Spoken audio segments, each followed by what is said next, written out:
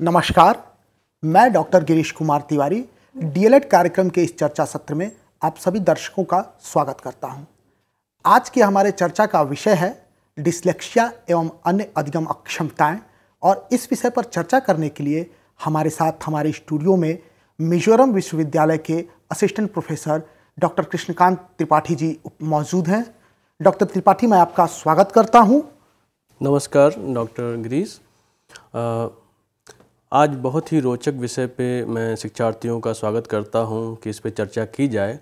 और रोचक और जटिल विषय मैं कहना चाहूँगा। जटिलता इसमें यह है कि इसके विषय में भ्रांतियाँ बहुत हैं और भारत में इसको पहचान बहुत ही बाद में मिली। पिछले दशक में एक मूवी भी आई थी आमिर खान महोदय की, जी, तारे ज़मीं पर।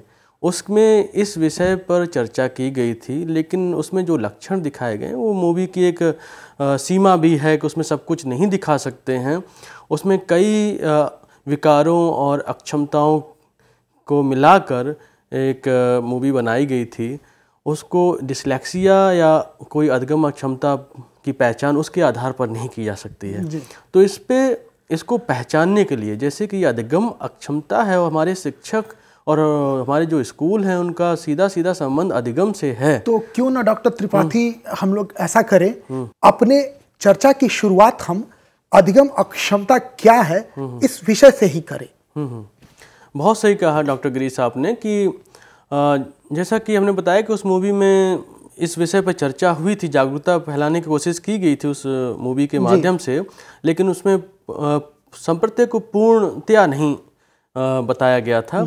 एक उदाहरण मैं वहाँ से लूँगा कि डिस्लेक्सिया से जो पीड़ित व्यक्ति है या कहें कि जिससे सफ़र कर रहा है, जो डिस्लेक्सिया से युक्त, कई तरह शब्दावली प्रयोग की जाती है, अभी हम किसी निर्णय पर नहीं पहुँच पाए हैं। उसमें अक्षर नाचते हुए दिखते हैं, अक्षर जो हैं किसी शब्द के सीक्वेंसिंग अलग अलग हो जाती है, आगे पीछे हो जाती है। ये सब समस्याएं बच्चों में आती हैं और हमारे जो शिक्षक हैं, हमारे जो विद्यालय हैं, उनका सीधा सीधा संबंध अधिगम से है। और जैसा कि ये अधिगम अक्षमता है तो हमारे शिक्षकों को जानना चाहिए कि ये क्या इसके लक्षण है, इसका संप्रत्यय क्या है।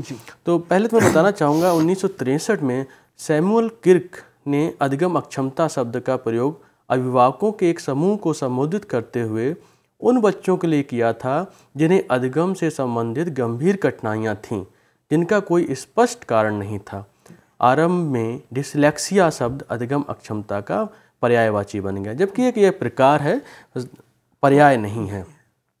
सैमुअल किर्क द्वारा अधिगम अक्षमता शब्द का प्रयोग सर्वप्रथम किए जाने के बाद एवं अन्य कई अधिगम अक्षमताओं के प्रकाश में आने के बाद डिस्लेक्सिया को अधिगम अक्षमता का एक प्रकार माना गया।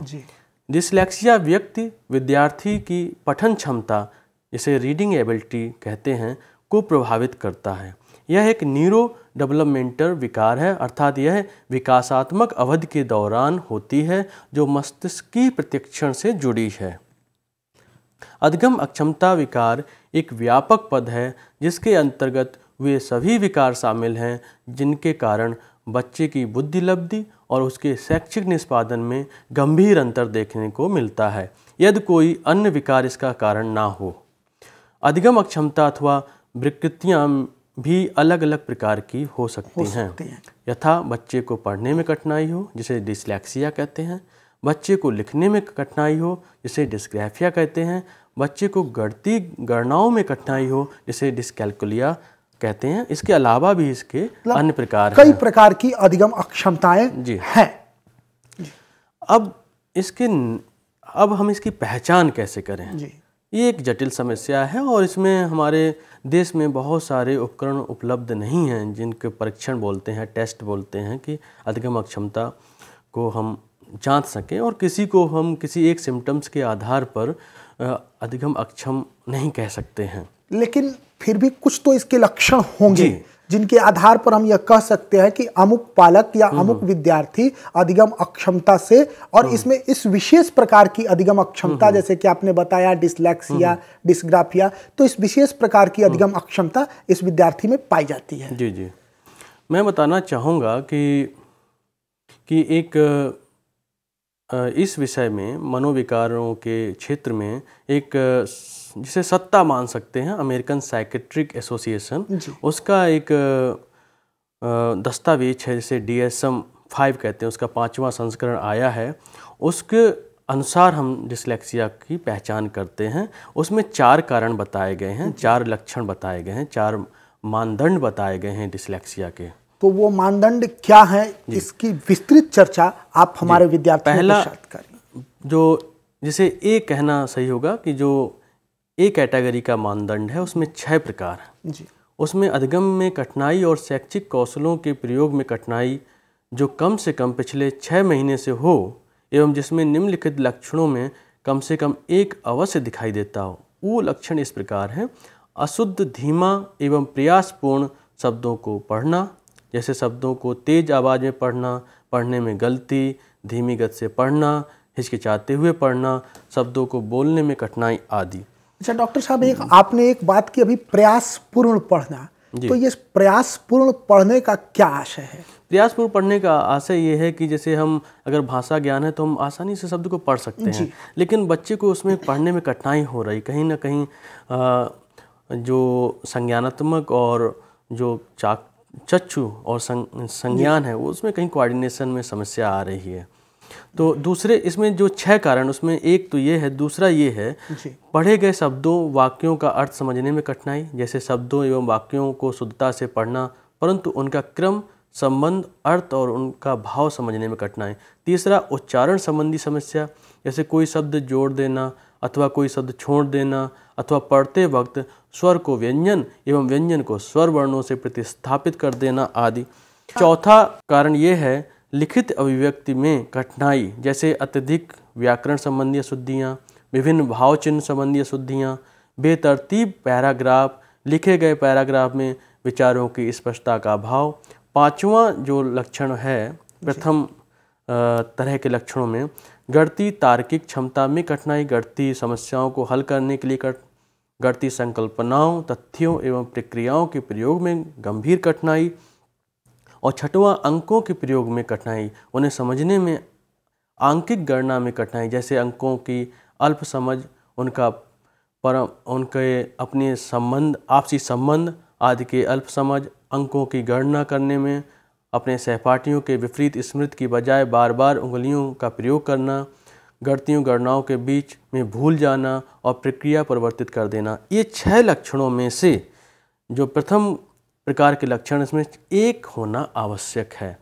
अब जो दूसरे प्रकार के लक्षण बताए गए हैं 4 यहाँ पे मैं थोड़ा सा आपको रोकना चाहूँगा डॉक्टर त्रिपाठी।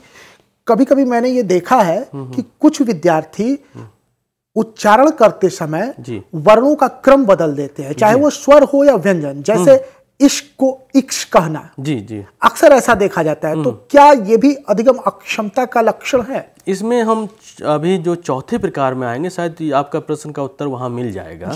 जैसे दूसरा प्रकार जो है कि उसमें अन्य कारणों को, जो इसके अलावा कारण हो सकते हैं, उसको हटाने की भी बात कही गई है इस दस्तावेज में। जैसे दूसरे प्रकार का कारण है प्रभावित शैक्षिक कौशल उस आयु के बालकों से अपेक्षित स्तर से सार्थक रूप से कम होता है एवं बालक के शैक्षिक निष्पादन, व्यवसायिक निष्पादन, दैनिक कार्यकलाप को गंभीर रूप से प्रभावित करता है, जिसे व्यक्तिगत रूप से प्रशासित विभिन्न मानक परीक्षणों द्वारा निर्धारित नहीं किया जा सकता। जो अन्य प्रकार के मानक परीक्षण हैं उनके द्वारा अगर नहीं है तो ये एक अधिगम अक्षमता कही जा सकती है।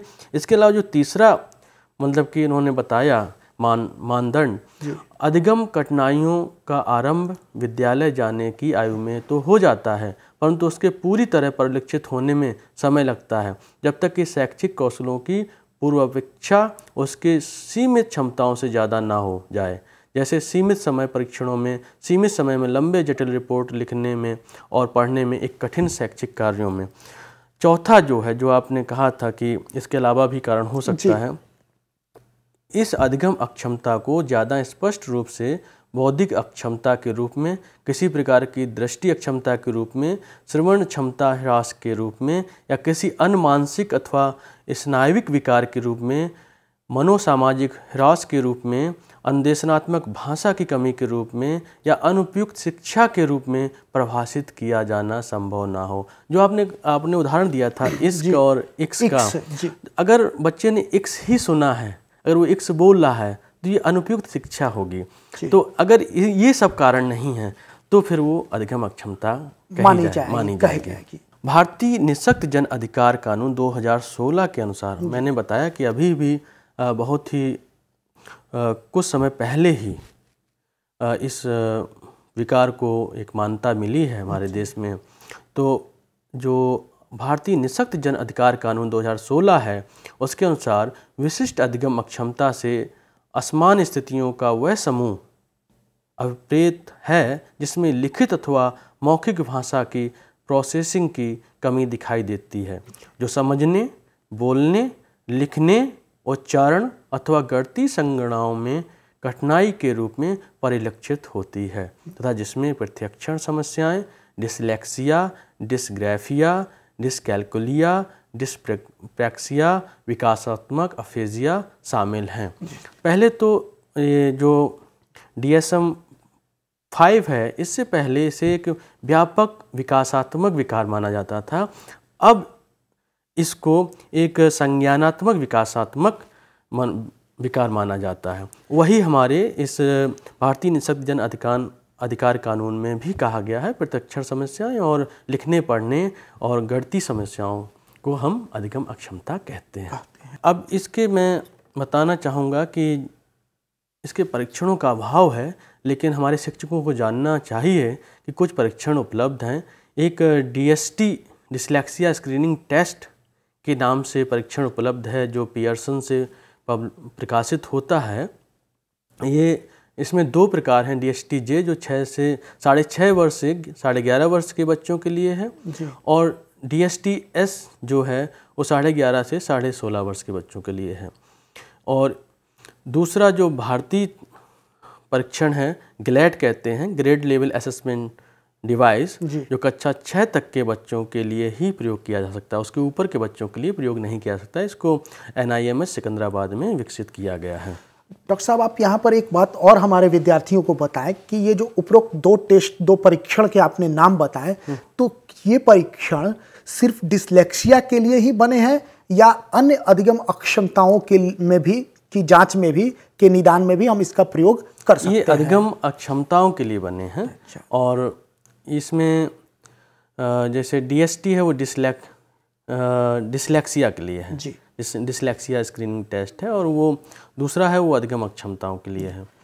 तो मैं अब चाहूँगा कि हमारे शिक्षार्थी अधिगम अक्षमताओं युक्त विद्यार्थियों के लक्षण जो लक्षण है जी, कि कैसे उन्हें पहचाना जाए, क्योंकि कक्ष में देखने के बाद या विद्यार्थी का अवलोकन करने के बाद उसे कैसे पहचाना जाए कि वो किस प्रकार के अधिगम अक्षमता से, पहले तो यह पहचानना कि वह अधिगम अक्षमता से का शिकार है या अधिगम अक्षमता से गुजर रहा है जी, और किस प्रकार की अधिगम अक्षमता से वो पीड़ित है, इस बात का कैसे वो निर्धारण करेंगे? अधिगम अक्षमता एक अक्षमता या विकार है जिसमें कई श्रेणी, तीव्रता तथा क्षेत्र वाली कठिनाइयाँ सम्मिलित होती हैं। जैसा कि हमारे कानून में भी कहा गया है कि ये डिसऑर्डर का सेट है अधिगम अक्षमता, एक चीज़ नहीं है, इसमें कई चीज़ें हैं। ये कठिनाइयाँ स्वतंत्र रूप से या समूह में किसी अधिगम अक्षमता युक्त बालक में प्रकट हो सकती हैं। अधिगम अक्षम बालक में निम्नलिखित व्यवहारगत लक्षण पाए जाते हैं जिन्हें समझकर इस प्रकार के बालकों की शीघ्र पहचान की जा सकती है। प्रथम, बौद्धिक विशेषताएं। सामान्यतः अधिगम अक्षमता युक्त छात्र सामान्य या सामान्य से अधिक बौद्धिक स्तर के हो सकते हैं तथा कुछ विशेष प्रतिभा के भी होते हैं। प्रत्यक्षीकरण संबंधी समस्याएं। प्रत्यक्षीकरण का संबंध अर्थपूर्ण संवेदना से है। प्रायः अधिगम अक्षमता युक्त बालकों को प्रत्यक्षीकरण में समस्या उत्पन्न होती है। फलस्वरूप वे विभिन्न ध्वनियों एवं दृश्यों में विविधीकरण और उद्दीपकों को उसके नियत स्थान पर रखकर प्रत्यक्षीकरण में कठिनाई महसूस करते हैं। ऐसे बालक भिन्न भिन्न उद्दीपकों पर समान प्रतिक्रिया दे सकते हैं। ऐसे बालकों में दीर्घकाल एवं अल्पकालिक स्मृति संबंधी समस्याएं होती हैं जो धारणा एवं प्रत्यास्मरण आधारित होती हैं। अन्य बालकों की अपेक्षा समायोजन, वर्गीकरण एवं व्यवस्थित करने का कौशल भी उनमें कम होता है। अधिगम अक्षमता के कारण इनकी गामक क्षमताएं प्रभावित होती हैं। व्यवहारगत एवं भावनात्मक समस्याएं भी होती हैं। संज्ञानात्मक के अलावा त्रिपाठी, व्यवहारगत समस्याओं पर आने से पहले मेरे मन में एक प्रश्न आ रहा है। जो आपने अभी बौद्धिक लक्षण बताए, तो बौद्धिक लक्षणों में आपने ये बताया कि विद्यार्थी की बौद्धिक क्षमता सामान्य या असामान्य से ज्यादा या कुछ विशेष प्रतिभा के भी स्वामी होते हैं। तो इसका निर्धारण क्या हम बुद्धि परीक्षण के आधार पर करते हैं? जी, मैंने कहा कि अधिगम अक्षमता को पहचानना एक कठिन कार्य है, जबकि अन्य कारण ना हो तभी हम अधिगम अक्षमता कह सकते हैं। तो हो सकता है इसमें, और मैंने जो प्रारंभ किया कि उसमें बौद्धिक क्षमता जो बुद्धि है और उसके शैक्षिक जो प्रगति है या उसकी समझ है, उसमें एक बड़ा अंतर आ जाता है। तब कहीं ना कहीं हम संदेह कर सकते हैं कि कहीं ना कहीं अधिगम अक्षमता हो सकती है, फिर हम उसके पर निदान करने की कोशिश करते हैं। इसके अलावा व्यवहारगत भी या भावनात्मक समस्याएं भी होती हैं इन बच्चों के साथ में। अधिगम अक्षमता युक्त तो बालक कई बार या तो अतिक्रियाशील प्रतीत होते हैं, कम क्रियाशील प्रतीत होते हैं। ऐसे बालकों के व्यवहार में प्रायः शीघ्र विचलन, अल्प ध्यान केंद्रीकरण, स्मृति दोष, अति संवेग, अति तीव्र एवं असमान भावपूर्ण प्रतिक्रिया परिलक्षित होती है। यहाँ पर हम एक बात और बताना चाहेंगे कि ये जो आपने सुना होगा ADHD, जी attention deficit hyperactivity disorder, वो एक अलग चीज़ है, लेकिन ये अधिगम अक्षमता के साथ उसमें अक्सर संबंध देखा गया, दोनों का तालमेल है कहीं वो इसके साथ जोड़ने पे समस्या को और गंभीर बना देता है। ऐसे बालकों को सामाजिक समायोजन में अधिक कठिनाई होती है, क्योंकि प्रायः संवेगों के प्रभाव में वे सामाजिक मूल्यों एवं सीमाओं का उल्लंघन कर जाते हैं। ऐसे बालक स्वयं के व्यवहार के प्रभाव का आकलन नहीं कर पाते हैं, जिसके परिणाम स्वरूप उनमें समुचित समझ एवं अन्य भावनात्मक बोध का अभाव होता है। परिणाम स्वरूप उन्हें दूसरे से सदैव नकारात्मक प्रतिक्रिया प्राप्त होती है और समाज में वे अवांछित हो जाते हैं। दूसरों से प्रभावपूर्ण अंतःक्रिया में अक्षमता के कारण उनमें आत्मसम्मान का अभाव हो सकता है। गामक क्षमता, जो मैंने कहा था, गामक क्षमता की भी समस्या आती है। अधिगम अक्षमता युक्त विद्यार्थियों में कई बार गामक क्षमता से संबंधित समस्याएं भी पाई जाती हैं। जैसे कई बार दाईं एवं बाईं ओर जाने के क्रम में प्रतिक्षण की कठिनाई कारण इसका उल्टा कर जाते हैं। विद्यार्थी बाईं ओर चले जाते हैं दाईं ओर जाने की बजाय, और जब दाईं ओर जाना होता है तो बाईं ओर चले जाते हैं, विपरीत कर देते हैं। इसके साथ ही स्मृति से संबंधित भी इसमें समस्याएं हैं। जैसे प्रायः ऐसे छात्रों को शब्दों एवं ध्वनियों को, जो शब्दों का निर्माण करती हैं, याद करने में कठिनाई हो सकती है। इन्हें अल्पकालिक एवं दीर्घकालिक स्तर पर शब्दों का अर्थ प्रत्यास्मरण में समस्या होती है। इनकी यह अक्षमता या तो उनके स्मृति दोष के कारण होती है, अथवा इनकी दीर्घकालिक स्मृति संबंधित सूचनाओं के प्रत्यास्मरण संबंधी समस्याओं के परिणाम हो सकती है। संप्रेषणीय क्षमता, जैसा कि आप देख रहे हैं कि ये भाषा से संबंधित समस्या है, तो जब पढ़ने, लिखने और बोलने में समस्या आएगी तो संप्रेषण में अपने आप समस्या आ ही जाएगी। तो अधिगम अक्षम बालकों को ध्वनियों को उच्चारित करने में कठिनाई का सामना अकारण करना पड़ता है।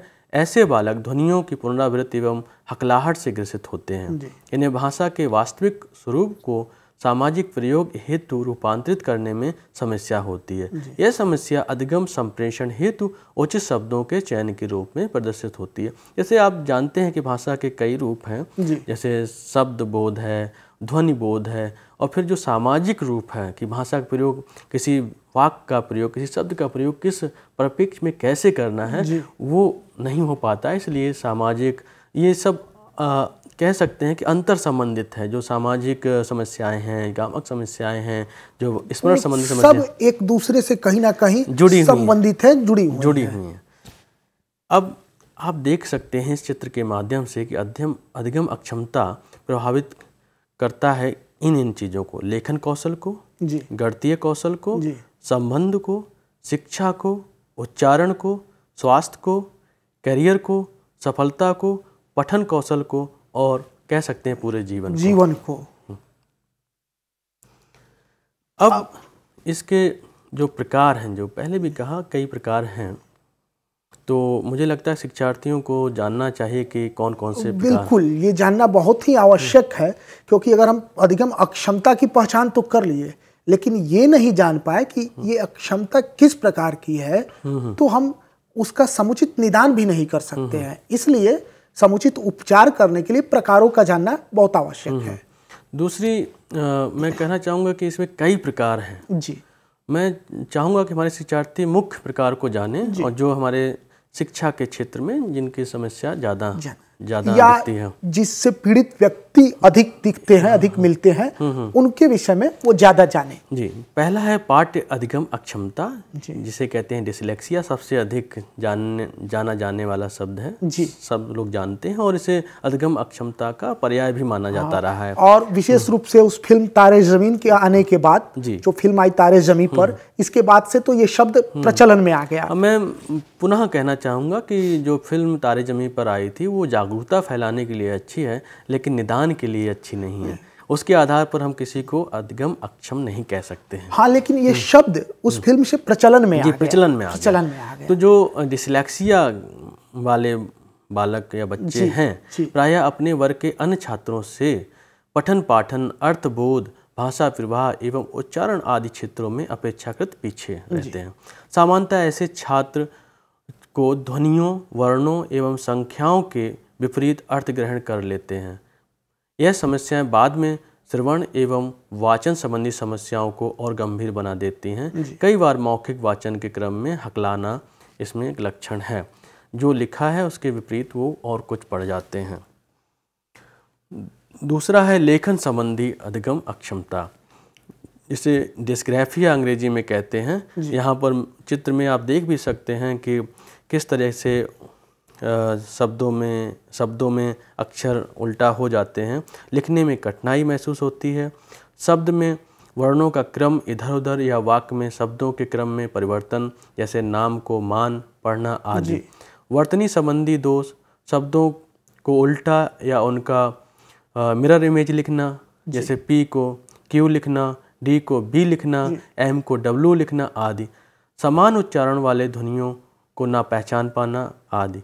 भाषा के अर्थपूर्ण प्रयोग में कठिनाई, जैसा कि आप जानते हैं कि रीडिंग और राइटिंग दोनों ही जो भाषा के चारों कौशल हैं उसमें आपस में जुड़े हैं। मुख्य रूप से जो पढ़ना और लिखना है उनका संबंध अधिक नज़दीक का है। अगर पढ़ने में कठिनाई है, हमने गलत पढ़ा है, तो हम गलत ही लिखेंगे। तो वो आप मानसिक समस्या कह सकते हैं, कॉग्निटिव डिसऑर्डर कहते हैं लर्निंग डिसेबिलिटी को।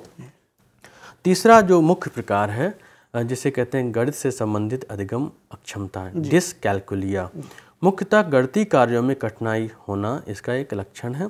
गणित के भाषा पर आधारित प्रश्नों को समझने में कठिनाई, अंकों के स्थानीय मान को समझने में कठिनाई, आधारभूत गणितीय संक्रियाओं में कठिनाई, गणित के प्रश्नों को हल करने में भागना, समान अंकों की पहचान में कठिनाई, जैसे 0 और 8 में अंतर करना नहीं कर पाते हैं, 6 या 9 में अंतर नहीं कर पाते हैं, क्योंकि जैसे जो हमारे रोमन नंबर हैं उसमें 6 और 9 में एक डिजाइन बस ऊपर नीचे की जा सकती है, और उनको 6 का 9, 9 का 6 दिख सकता है।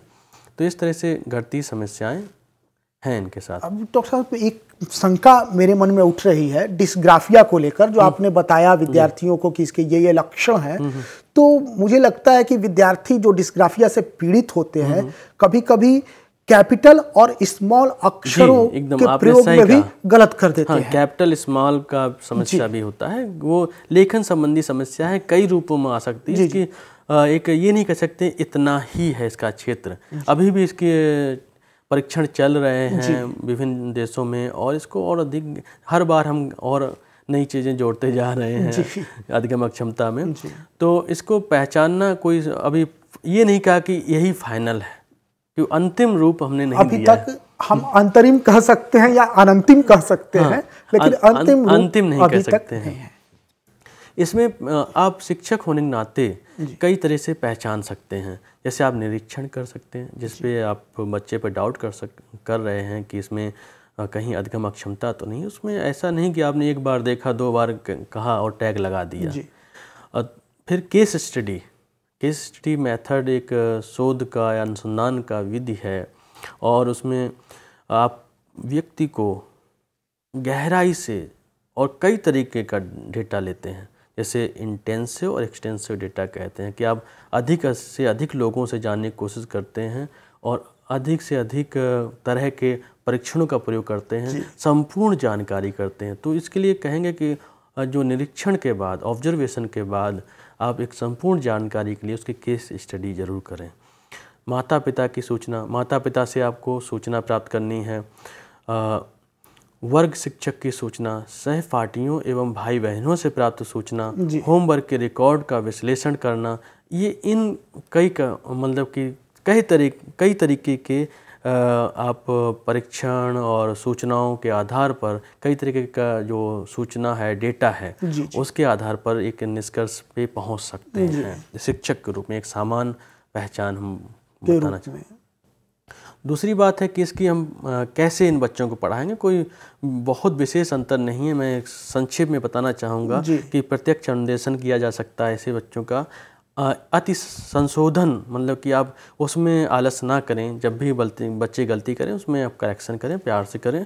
बहुसंवेदी उपागम, जो मल्टी सेंसरी अप्रोच है, कि बच्चे को देखने में समस्या है तो बोलना भी, और कई तरह के अलग अलग लक्षण हो सकते हैं, तो आप अधिक से अधिक सेंसेस को कैटर करने की कोशिश करें। मतलब कि आप दिखाएं भी, बताएं भी, लिखें भी। सहयोगी शिक्षण तकनीक का प्रयोग करें, तकनीक आधारित शिक्षण का प्रयोग करें, संगणक आधारित गणित शिक्षण करें, योग्यता आधारित समूहन भी करें। उन्हीं एबिलिटी ग्रुप में उनके, मतलब एक जैसा बताया कि सामाजिक समस्या भी होती है, ग्रुप नहीं बन पाता, तो एक उसी एबिलिटी ग्रुप के बच्चों के साथ उनकी ग्रुपिंग भी करें, जिससे कोऑपरेटिव लर्निंग भी हो सके। धन्यवाद डॉक्टर तिवारी, आपने बड़े ही सारगर्भित ढंग से, बड़े ही रोचक ढंग से हमारे विद्यार्थियों को जानकारी दी अधिगम अक्षमता के संदर्भ में। बताया उन्हें कि अधिगम अक्षमता से क्या आशय है, कि इसके कौन कौन से प्रकार हैं, मुख्य प्रकार इसके कौन कौन से हैं, कैसे हम इन विद्यार्थियों की पहचान कर सकते हैं, इसके नैदानिक परीक्षण कौन कौन से हैं, और इन विद्यार्थियों को कैसे पढ़ाया जाए। जो सबसे अहम बात है कि इन विद्यार्थियों को कैसे पढ़ाया जाए, बड़े ही सुंदर ढंग से आपने हमारे विद्यार्थियों को बताया। इसके लिए मैं आपको बहुत बहुत धन्यवाद देता हूं, और साथ ही हमारे सभी दर्शकों का भी धन्यवाद। आपको भी धन्यवाद। नमस्कार।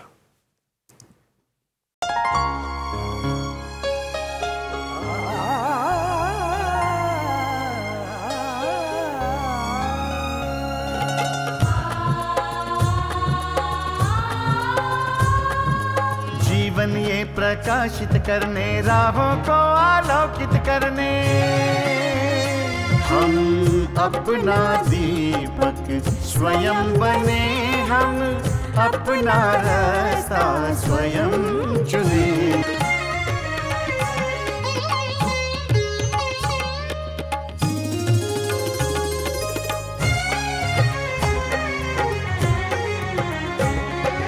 धन साधन समय की सीमा से